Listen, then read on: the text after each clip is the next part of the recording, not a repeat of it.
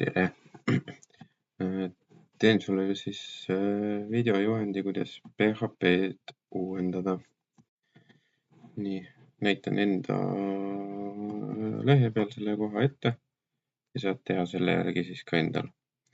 Nii, kui tuled siia veebimajutuse lehele, logid sisse, siis siit leiad enda domeeni, millal tahad seda muuta. Teed siit alda.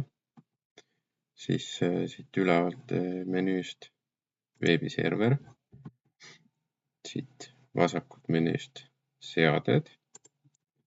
Nii, ja ongi olemas koht, kus saab seda muuta. Minul on siin 8.3. Sinul on mingi vanem, näiteks äkki see. Ja sa võid endal panna nüüd juba kohe selle 8.4 peale. Mina praegu endal seda muutma ei hakka. Jätan niimoodi. Aga sina siis siit salvestad muudatused.